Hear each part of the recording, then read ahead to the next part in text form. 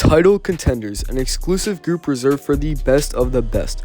The Dallas Mavericks have officially entered that group, a team led by the best backcourt duo in Luka Doncic and Kyrie Irving, with elite perimeter defenders like PJ Washington and Derrick Jones Jr. And two-way big men Daniel Gafford and Derek Lively has just beat the Los Angeles Clippers, a team that previously held back the Mavs franchise for years. Dallas can beat anybody and faces a beatable Thunder squad in the second round, but just how far should we expect the Mavericks to go? Dallas finally beat the Clippers. After falling to them in 2020 and 2021, Luka came back with a legitimate supporting cast. Yes, Kawhi Leonard played just 2 games, but it seems as if this team finally broke some curse and beat the team they just could not beat in the past. And they did it in exciting fashion with a statement second half in Game 6. But the Mavs were in all 6 games. In the 2 losses, they did go down 29-31, but came back to within 10 in the Game 1 loss, and in Game 4 even took a late lead before Harden and George closed it out. Now, their defense was what really won the games. LA scored just 100.3 points on average, which ranks 13th of the 16 playoff teams, with the average being 6 points higher, and they shot just 43.4% from the field. Dallas's defensive rating ranked 6th, a continuation of their elite defense to close the season, and held the Clippers to 101 points or lower in their 4 wins. Now, in the 2 losses, it was because of large early deficits from the Clippers shooting, making 18 threes in both games, a total of 36. In the 4 losses, 35 total, less than 9 a game, and they were not taking easy shots. The Clippers took the second most threes with defenders within 2 feet, considered very tight, and the most threes with defenders within 2 to 4 feet. They took the second lowest frequency of their 3-pointers on open shots, and that's because this defense has some elite guys. Now, before I start, it would mean a lot if you subscribe. We're trying to hit 1,000 before the start of the next season, so that would help so much for a subscription. Now back to the video. PJ Washington and Derrick Jones Jr. took a lot of time on some of the Clips' most fearsome players, and they were amazing. Jones has fast hands and is able to reach in, while Washington is a big versatile body that can defend anywhere on the court and uses his body very well. But another player that did very well is Luka Doncic. Yes, a player that is considered one of the worst defenders in the league, just played the best defensive series of his career. Consistently in big moments, he was great in isolation, specifically Game 2, with opponents going 2 for 17 in isolation possessions against Doncic. He was also able to funnel drives inside to the big men, where Lively had a great series and was able to protect the rim against Harden. Kyrie also had arguably the best defensive series of his career. He consistently played amazing defense on Harden and was able to get into so many passing lanes and was always the first one on the ground diving for loose balls. Kyrie had the 3rd most deflections in the first round with 22, while Luka sat 4th with 21, and also had the 5th most loose balls recovered, with 6 of them coming defensively. It felt like every time there was a dive for a loose ball, it was a Maverick that knocked it out, whether it was Kyrie or Jones, and led to a good pace and some transition points. Kyrie wasn't just great defensively, but was amazing in the second half, averaging 20 points, second most only behind Anthony Edwards. But his splits may have been even more impressive, shooting 59.7, 52.9, 80 splits. Kyrie was unstoppable, seemingly not missing from 3, with notable moments in Game 4 leading the comeback with 24 second half points and numerous huge momentum changing or pushing threes in the dagger in Game 6, a fadeaway and one where the game and series seemed over after he knocked it down. Throughout the entire series, he averaged 26.5 points on 51.4% from the field and 44.9% from 3, the only player with at least 23 points to shoot that efficiency. Luka also didn't have a terrible series, which was enough as he played through a knee injury and sickness, a complete battle, and his shooting was affected, going 23.9% from 3 despite his career best shooting stats in the regular season, but he was still able to play pretty well. Luka passed for 57 assists, leading the league, and 141 points created from assists. He still averaged 29.8 points per game, 7.5 were on isolation possessions, 5th most, and the 3rd most, 13 points per game as the pick and roll ball handler. He also scored 88 points on drives, 2nd most, and did it on 55% from the field, a pretty solid mark considering his injuries. Now, when Luka was on the floor, the Mavs were just so much better, showing his two-way talent. Dallas was plus 11.5 points per game when Luka is on the court, despite winning by just an average of 6.7 points. The Mavs were just so much better with Luka on the court, despite him being at 50%, so if he can get healthy before the next series against OKC, then they will be even more dangerous. When you add Kyrie onto lineups with Luka, they were a plus 13.5, and for totals plus 81, the best 2-man lineup in the playoffs so far. In just his second halves of games, they were a plus 61 in only 111 minutes, just just an absurd mark that should not be real. But the non-starters have helped a lot more than many people expected. Dereck Lively had an amazing season, and in the playoffs it continued. The rookie was one of just 16 players on the playoffs to average 8 points, 6 rebounds, and 1 blocks, and he filled his role perfectly. Lively was amazing in the dunker spot with multiple clutch finishes in Game 2 and was a great rollman with 2.7 points per game, the 11th highest, and finished at a 70% field goal percentage, highest among all qualified players. Lively was a very good player on the defensive boards with the 9th highest rate among the 77 players with at least 3 defensive rebounds a game, but he was very good on defense and amazing as a rim protector. The Clippers were below average with points in the paint with just 42 despite running some small ball lineups with Maxey, who will be out for the Thunder series, a crushing blow, but opponents shot just 40.3% against Lively despite him being a paint dominant big. He fended off Harden and other drivers multiple times and took away the mid-range and floater or forced extremely hard shots that didn't fall at a great rate as the series went on. And all these stats were with him playing just about 20 minutes a game. If he was playing 30, those numbers would be inflated to maybe 12 points per game. But what was potentially even more impressive was Lively's perimeter defense. Despite accepting the switch onto guys like Harden, he would stay in front of them and vertical on the shots that he contested, and was very versatile on that side. Maxi Kleber, who will be out for potentially the rest of the playoffs with an AC joint injury, was great in the first round, shooting 55.6% on threes, including a 5-3 Game 5 to give Dallas a 3-2 lead. He led some great small ball lineups aside from Game 4. Dallas will now play OKC in the second round, and even though they may not have home court, they should feel confident. Now, will they win Game 1?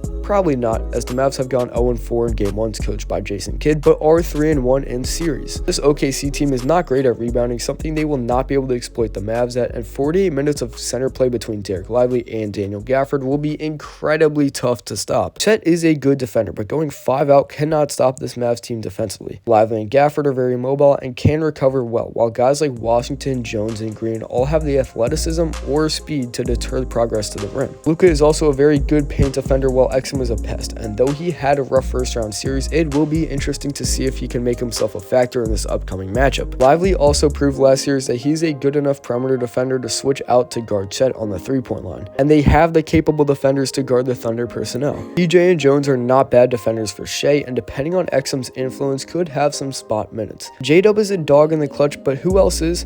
Kyrie Irving, one of the few better clutch players than Williams. Lou Dort is a great and physical defender, but who else was a hyped up defender that was supposed to be the Luka stopper? Mikal Bridges.